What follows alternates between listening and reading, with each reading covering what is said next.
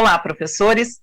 Que bom que vocês estão aqui para mais uma TPC de recuperação e aprofundamento. Eu me chamo Shalimar Máximo, eu sou professora da rede estadual como vocês. Nesse momento, estou como PEC na Diretoria de Ensino Campinas Oeste. E quero passar, então, brevemente a minha autodescrição.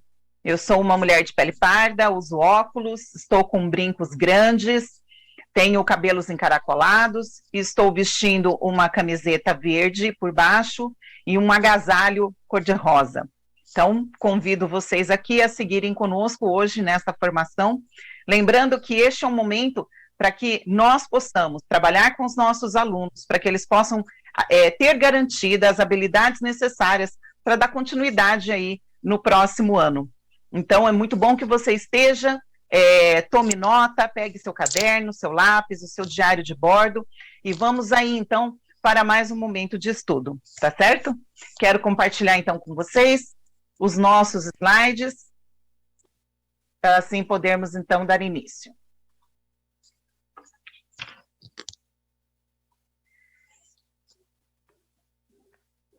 É muito importante que vocês possam acessar o material Aprender Sempre, em especial o material do professor. Ele está disponível em formato digital no link da EFAP.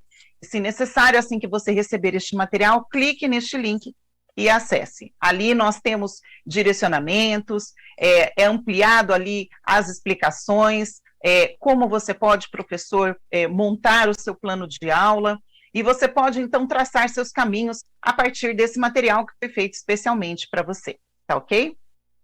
Vamos, então, passar para os nossos objetivos de hoje.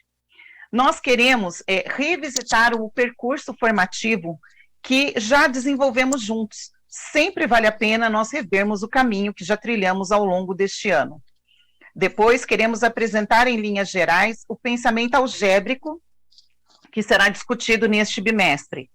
Aprofundar o pensamento funcional, que é uma das vertentes do pensamento algébrico, que nós vamos analisar a partir da sequência didática 1 do volume 2.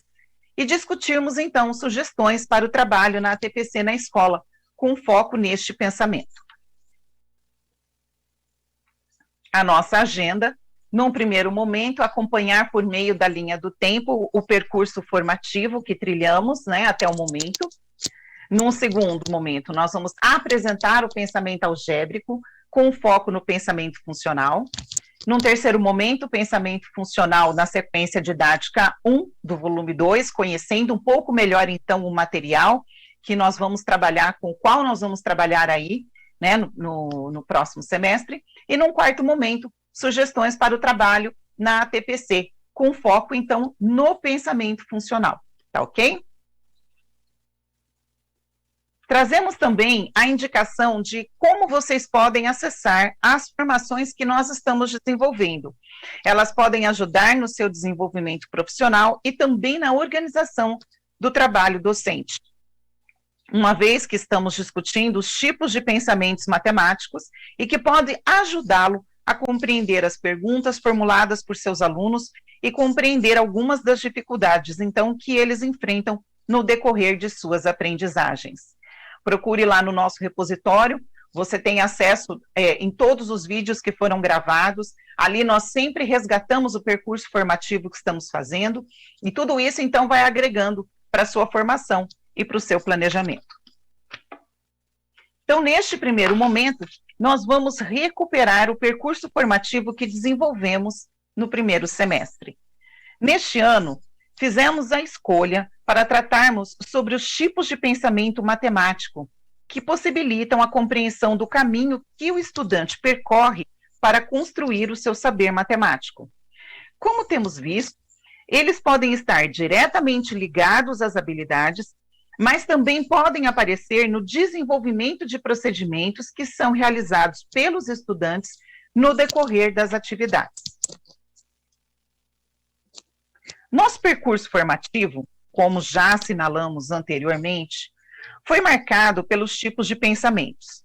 No primeiro bimestre, nós nos debruçamos sobre o pensamento aritmético, percorrendo o trabalho com os números e as operações no campo aditivo. No segundo bimestre, tratamos do pensamento geométrico, observando que este tipo de pensamento está relacionado tanto com a localização e movimentação de objetos e pessoas no espaço, quanto à observação das formas. Ainda tratamos do pensamento estatístico, buscando compreender que o pensar sobre os dados, sobre a representação e sobre as medidas estatísticas são um dos aspectos que envolvem o conhecimento com os dados. Mas nós também discutimos a complexidade que se tem em relação à interpretação dos dados, sejam eles organizados em tabelas ou em gráficos. Para este terceiro bimestre, iremos nos debruçar sobre o pensamento algébrico. Precisamos compreender que ele é composto de duas maneiras distintas de pensar. Uma é relacionada ao desenvolvimento das funções e a outra com as relações que se apresentam principalmente entre as estruturas das operações. E será no pensamento relacional que iremos nos debruçar um pouco mais de tempo, de maneira que possamos perceber o quanto elas estruturam os conhecimentos matemáticos e nos permite operar em função das propriedades que organizam os diferentes conjuntos numéricos. Mas o nosso foco hoje será compreender um pouco a álgebra e o pensamento algébrico, com foco, então, no pensamento funcional. Então, neste segundo momento, nós vamos discutir e compreender um pouco mais sobre qual a perspectiva a álgebra é apresentada nos anos iniciais e como, então, o pensamento algébrico vai nos ajudar nessa compreensão. Muitos de vocês devem estar pensando por que a álgebra foi incluída no currículo para os anos iniciais. Até porque o contato de muitos de nós com a álgebra aconteceu no ensino fundamental, só que nos anos finais. Quando nós começamos, então, a fazer uso das letras para generalizar algumas situações que nos eram apresentadas e que, ao organizar estas sentenças em linguagem matemática, nossos professores nos diziam que era mais simples encontrar a solução para estas situações. E foi exatamente por isso que vocês devem ter pensado nas letras e em algumas operações, como a que deixamos indicadas nesta nuvem de pensamento. Mas qual será a diferença entre a álgebra e o pensamento algébrico? Será esta álgebra que nós queremos apresentar para os nossos alunos dos anos iniciais? Então, nós vamos pensar juntos sobre isso. O que faz a álgebra?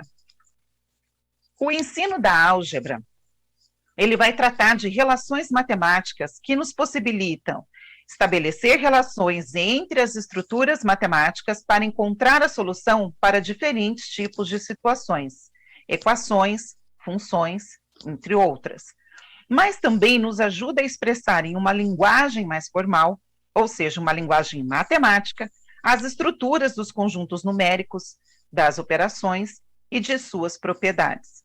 Vemos, por exemplo, no exemplo 1 que nós temos aqui, nós percebemos um padrão apresentado. Há uma regra para a representação das figuras, ou seja, teremos sempre nesta ordem, como vocês podem ver aqui, um triângulo e um coração, ou seja, é uma representação pictórica, que nos permite inferir sempre qual ou quais serão as próximas 3 figuras. Já que no exemplo 2, nós temos uma operação que é de 15 mais 21 igual, é uma igualdade a 21 mais 15. O que nos permite dizer que os resultados para ambos os termos será de 36. E isso também nos permite dizer que a mudança das parcelas não vai alterar o valor do resultado, ou seja, vale a propriedade comutativa da adição. Com isto, não quero dizer que os estudantes devem saber que esta propriedade é a propriedade comutativa da adição, mas que ao colocar em evidência isso através de situações que são apresentadas aos estudantes, eles devem concluir que ao mudar as parcelas de lugar, não se altera o resultado de uma sentença matemática. No exemplo 3, é um exemplo que traz em evidência a propriedade associativa da multiplicação.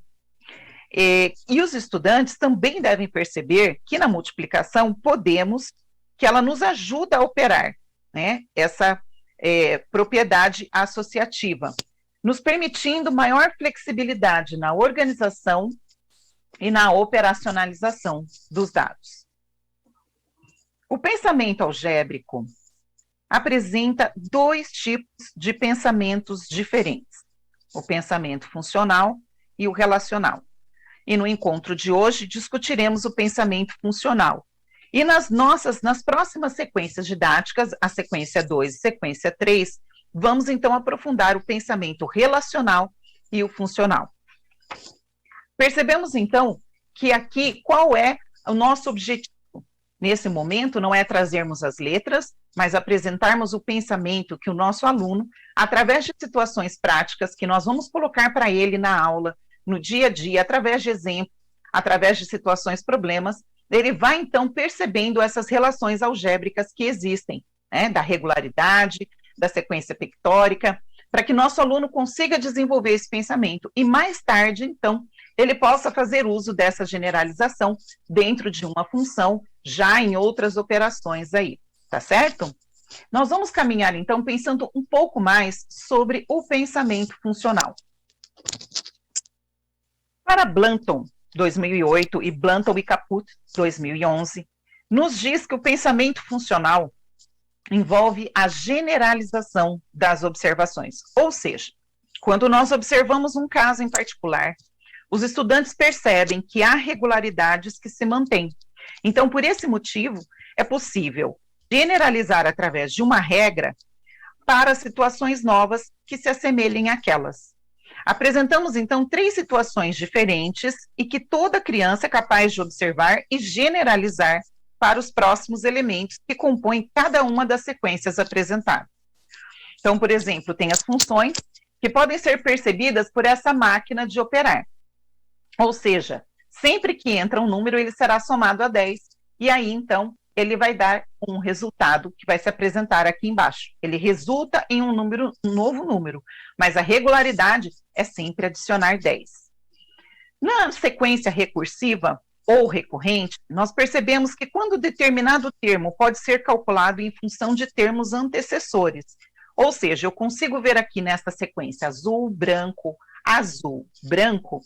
qual é a sequência observando os termos que vêm antes. Qual é o padrão que está estabelecido aqui para que eu possa mantê-lo?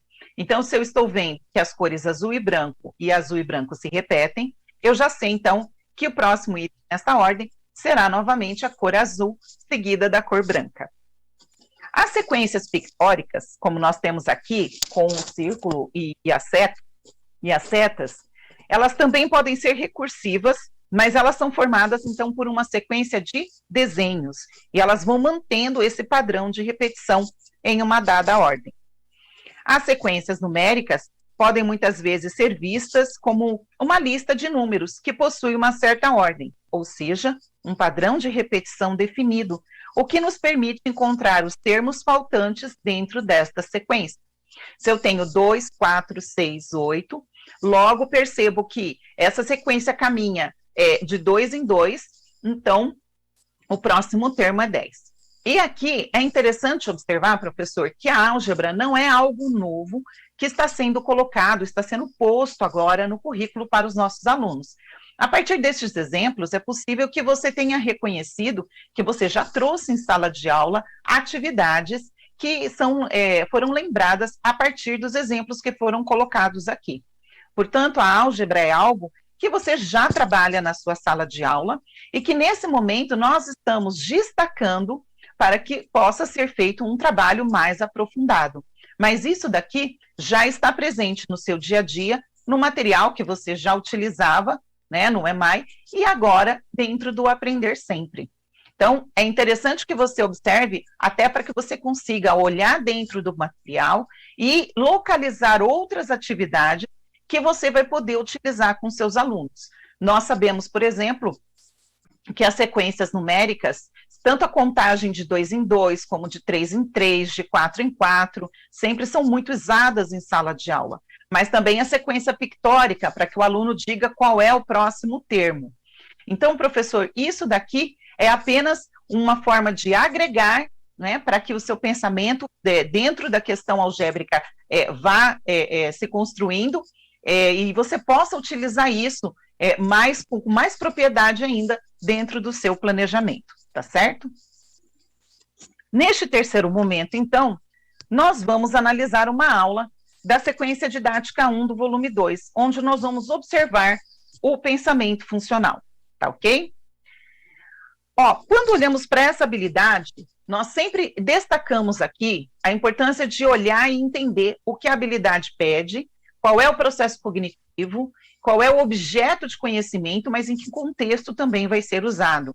Dessa maneira também, professor, fica mais fácil de você olhar para a atividade e entender qual é o objetivo dela. Então, olhando aqui, o processo cognitivo nesta habilidade é de resolver e elaborar situações-problema, tá certo? O objeto de conhecimento é envolver diferentes significados da multiplicação.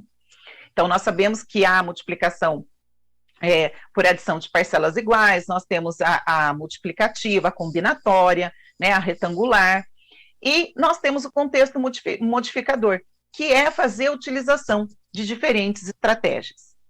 Na próxima habilidade, o processo cognitivo continua sendo de resolver e elaborar situações-problemas.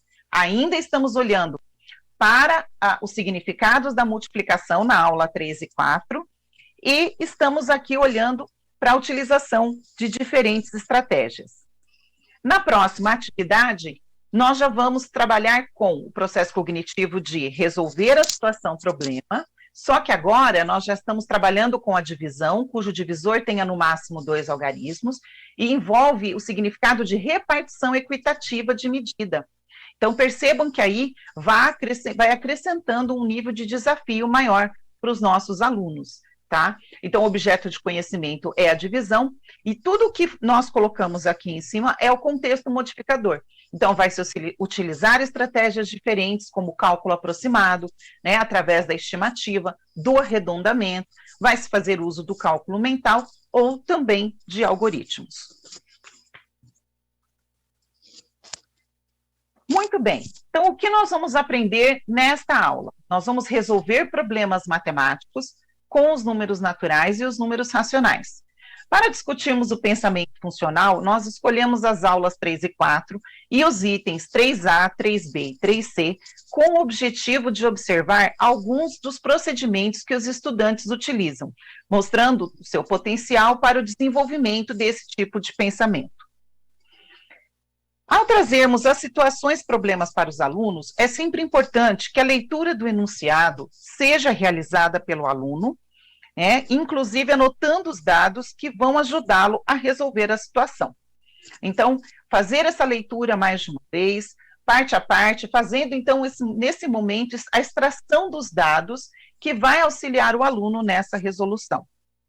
Nós percebemos então que os dados que estão aqui, Dona Clarice, mãe de Marilene, faz salgados para vender e pediu ajuda da filha nos cálculos em relação à quantidade de salgados produzidos e produtos utilizados. Ajude Marilene a realizar os cálculos para a mãe dela. Então, toda a contextualização da situação-problema está aqui.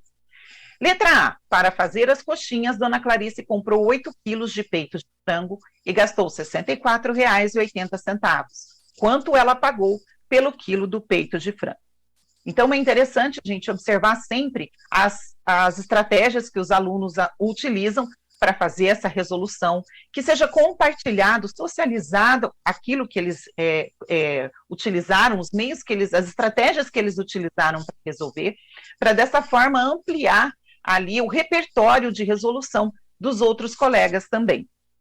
O que nós podemos ver é que o processo utilizado para chegar ao valor é a quantidade de quilo vezes o valor, né, que é igual ao total da compra. Então, quando eu faço o cálculo para saber o quanto eu vou gastar, né, no caso ali, então, num total, eu posso fazer também raciocinar que se eu pegar esse valor total e dividir pela quantidade de quilos comprados, eu consigo identificar o valor que foi gasto unitariamente. Então, esse processo é uma generalização, uma vez que eu consigo pegar essa situação e repetir em outras situações problemas, tá certo? Discutir outras situações, outros que também têm as mesmas incógnitas, né, que apenas talvez mude qual é o produto que foi gasto, a quantidade, mas eu consigo, utilizando a mesma estratégia, fazer essa resolução, com essa resolução, eu consigo chegar à resposta, tá certo? Se olharmos agora na letra B, para fazer 30 coxinhas, a dona Clarice utiliza 1 quilo de peito de frango. Quantas coxinhas ela conseguirá fazer com 8 quilos de peito de frango? Então, ela tem 30 coxinhas, ela utiliza 1 quilo, e aí começa a se estabelecer uma relação até de proporção, percebem? Há uma regularidade aqui que o nosso aluno pode encontrar. Nós podemos observar, por exemplo, que o aluno pode automaticamente multiplicar 30 vezes 8, e ele vai localizar, então, que é 240, ok? Ela vai conseguir fazer, então, com 8 quilos de peito de frango, 240 coxinhas. É também uma generalização. Eu tenho a quantidade de coxinhas, o quanto se faz com 1 quilo, então eu consigo fazer com que A vezes B, ou seja, 30 coxinhas vezes 8 quilos, e eu consigo saber, então, quantas coxinhas podem ser feitas. Porém, se nós olharmos aqui, é uma outra forma de resolução também. Por exemplo, pode-se resolver por meio da soma de parcelas iguais. Então, o aluno percebe que o 30 coxinhas, o número 30, é aquele que vai se repetir, é aquilo que ele vai acrescentando. Então, ele vai somando 30, mais 30, mais 30, mais 30, realizando essa soma até chegar ao número 240. E aí, nós podemos observar também essa regularidade colocada aqui do lado. Se para 1 quilo de peito de frango tenho 30 coxinhas, para 2 quilos tenho 60, para 4 tenho 120, e assim por diante. Então, é possível resolver também com base na questão da proporcionalidade, para poder encontrar, tá certo? Vamos dar uma olhada aqui numa outra forma que pode ter sido usada, então, para poder fazer essa resolução. O aluno pode fazer subtrações sucessivas, tá? Por exemplo, nós podemos... isso aqui já é a letra C, então, que nós estamos. As coxinhas são vendidas em pacotes de 12 unidades, tá? Quantos pacotes ela fará com 240 coxinhas, tá? Só fazendo uma ressalva aqui, preste atenção que cada solicitação aqui dessa situação problema, ela está encadeada. Então, desde a letra A, o aluno começa essa resolução com o resultado da letra A, ele vai resolvendo as situações até chegar na letra C, tá certo? Então, se ele tem aqui 12, elas são vendidas em pacotes de 12, ela vai fazer 240. Então, quantos pacotes é necessário fazer? Então, novamente, aqui a gente pode observar, por exemplo, a regularidade, tá certo? E se você lembra da máquina que eu mostrei lá atrás para vocês, da função, toda vez que o número entra, ele somava e acrescentava 10. Neste caso aqui, o número entra e a gente tira 10, tá certo? Então, olha a outra regularidade aqui que vai aparecendo e vai, então, dando ao nosso aluno a visibilidade desse pensamento algébrico. Nesse momento, você não fez essa nomeação, não trouxe para ele que é um pensamento funcional, não usou esse termo, não trouxe essa nomenclatura para ele, mas você apresentou e explicitou essa ideia. E é isso que é importante trazer e ressaltar com um aluno. E aí, professor, trazer outras formas, outras atividades, e que o aluno continue fazendo não só as descobertas, mas que ele continue confirmando aquilo que ele descobriu, e ele comece, então, a generalizar, né, esse conhecimento para outras situações que ele estiver fazendo. Bom, nesse momento, então, nós passamos para a sugestão de trabalho para a nossa TPC. Então, esse momento é possível e é muito importante que você sente-se com o seu grupo, com o seu coordenador, né, com os seus pares de ano, e aí, então, você faça essa organização, planeje essas atividades, destacando, então, quais os pensamentos que estão ali presentes na atividade, para que você consiga trabalhar essas ideias com seus alunos. Então, eu quero deixar aqui para vocês uma sugestão de estudo para a sua TPC.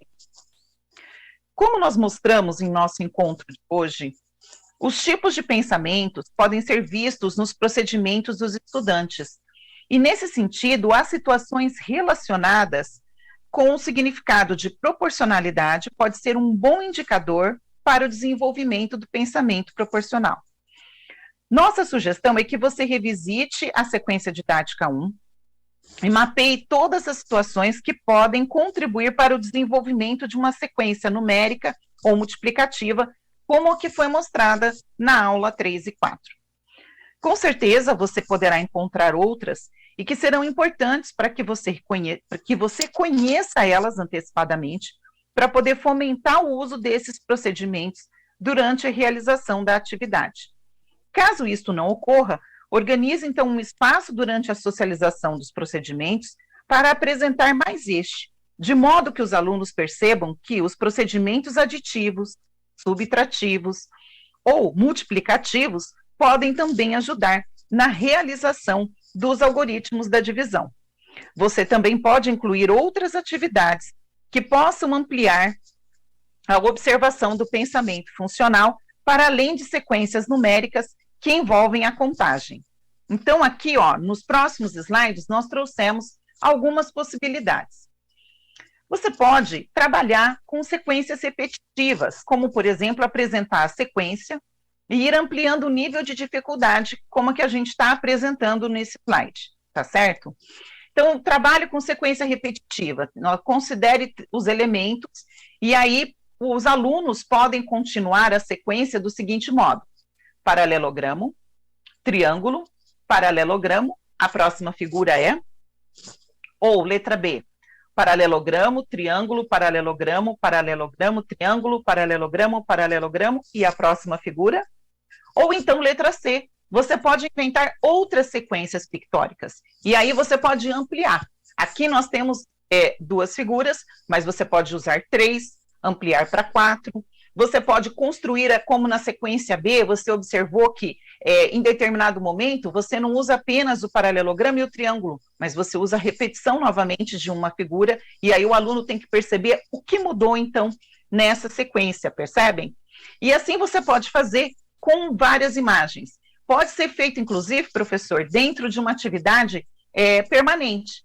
Lembra, a atividade permanente é aquela que a gente quer que o aluno desenvolva um caráter mais procedimental.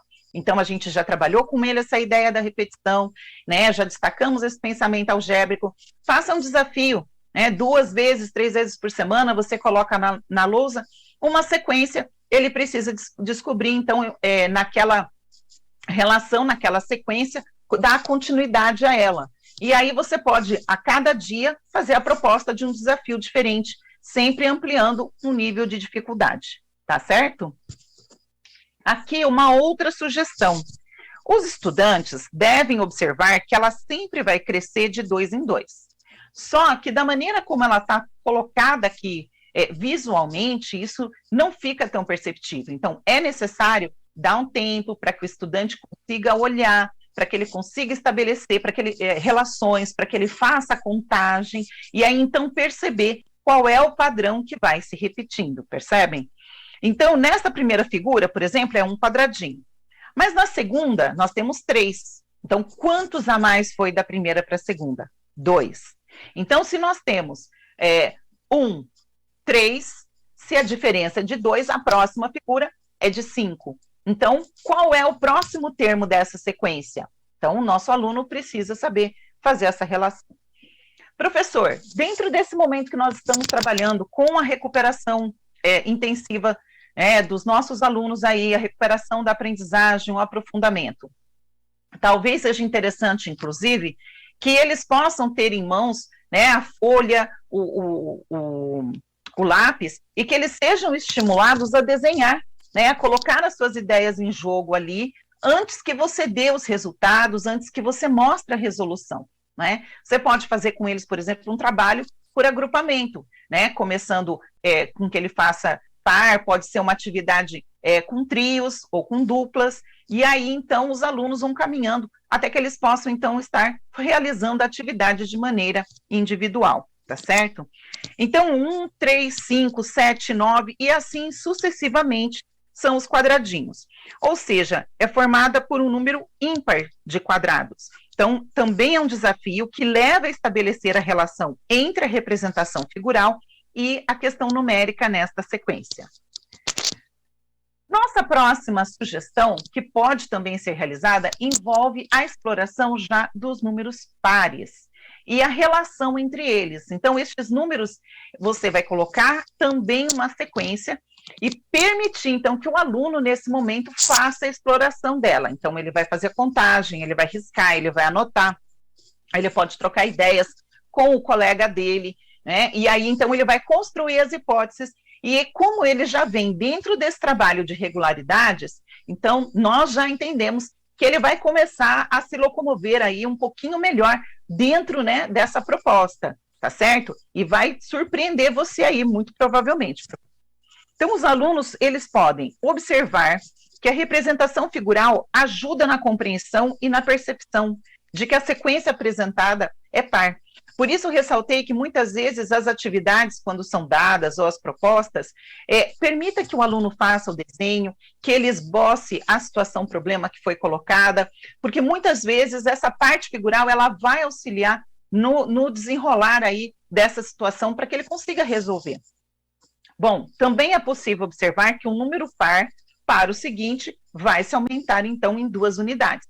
Então, ó, nós temos o número 2, logo depois nós temos o 4 e depois o 6. Então, o nosso aluno precisa entender que está se aumentando gradualmente, né, de 2 em 2, percebem? Temos também que os números pares são múltiplos de 2, olha só. Ou seja, qualquer número par pode ser obtido pela multiplicação do número 2 por um número natural.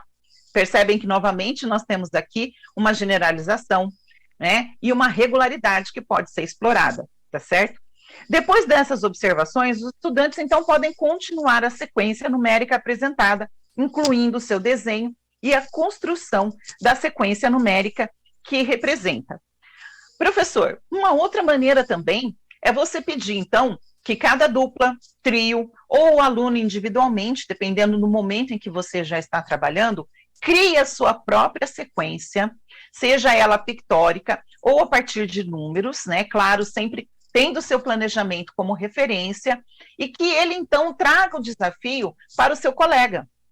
Então, o aluno, ele não só vai ter que olhar para o pronto e já pensar em cima, mas ele terá que criar. E, para isso, ele tem que se utilizar das mesmas relações que foram estabelecidas, ele precisa caminhar ali dentro dos conceitos que você já trabalhou, a ideia que você já trouxe, já explanou para ele, né, que você já destacou através das atividades, e ele agora é que vai realizar o desafio para o seu colega ou o desafio para a sala de aula, percebem? Então, nesse ponto, nós já começamos a trabalhar com o protagonismo do aluno, tá? Então, ele tem a oportunidade de criar uma atividade na qual os seus colegas, então, eles vão interagir ali e vão estar pensando como que eu vou dizer, em cima daquela situação, analisando para chegar à resposta. Então, nós vimos no nosso trabalho hoje, né, no nosso estudo, que o pensamento algébrico, ele não é algo novo, é algo que você já trabalha na sua sala de aula, você já tem muitas dessas atividades colocadas, você já trouxe, inclusive, muitas dessas atividades para os seus alunos. Então, quando nós trazemos aqui para vocês e destacamos que você está trabalhando um pensamento algébrico, nós queremos agregar mais uma qualidade aí dentro do seu planejamento, tá certo, professor? E nós estamos ali destacando para o nosso aluno que existem várias conexões que podem ser feitas entre os diferentes conteúdos que são colocados para ele em sala de aula. Então, é de fundamental importância, professor, essa compreensão, porque se nós ficarmos dentro da definição, trazendo definições formais para o nosso aluno, ou pedindo que ele decore, ou que ele coloque ali o que deve ser, né? Muitas vezes nós acabamos tirando a parte mais criativa e exploratória. Então, nesse momento, para os anos iniciais, nós aqui colocamos para você a diferença entre o pensamento algébrico e a álgebra. Então, nós estamos destacando o pensamento algébrico que é por onde nós vamos trabalhar com eles neste momento aqui nos anos iniciais, para que eles estejam, então, preparados para caminhar aí no próximo ano, dentro dos anos finais, tá certo? Hoje, então, nós tivemos, vamos aqui olhar, nós recuperamos o percurso desenvolvido nas formações. Como eu já disse para vocês, todas as nossas formações, ela tem sempre esse momento de estudo, né, para que, garantindo, professor, a você esse estudo, né, essa ampliação de conhecimentos. Apresentamos, então, o pensamento algébrico e demos um foco com relação ao pensamento funcional, que é uma das vertentes do pensamento algébrico. Apresentamos uma aula em que foi possível ver o pensamento algébrico e sugerimos, então, um percurso de estudo e de planejamento para o trabalho do ATPC. Conte para nós, então, o que você achou dessa formação, né, esse momento de estudo, né, a sua participação é sempre importante, a sua opinião, para que a gente possa aperfeiçoar e para que todo o trabalho que for realizado seja sempre de maior alcance aí, para contribuir dentro do planejamento e das aulas para os nossos alunos, tá certo? Acesse o QR Code ou o link e deixe, então, para nós a sua sugestão. Aqui deixamos as referências e sempre lembrando que você pode acessar depois, pode acrescentar isso, claro, dentro do seu momento de estudo, conforme as suas possibilidades, aquilo que você achar interessante, né? Você retome esse ATPC, assista novamente, para você, então, poder ir se apropriando mais ainda dos conceitos e do trabalho que aqui foi produzido. Bom, quero, então, tirar aqui, olhar para vocês. Eu quero agradecer imensamente esse momento aqui de estudo que vocês ficaram aqui comigo. Muito bom ter vocês sempre pensando no melhor dos nossos alunos, né, e nas melhorias da nossa rede. Que nós possamos aí, então, nos encontrarmos futuramente para mais um momento rico de estudo, e aí já sabendo também das trocas que vocês vão deixar para a gente aí no formulário do que vocês acharam, tá certo? Muito obrigada e até a próxima.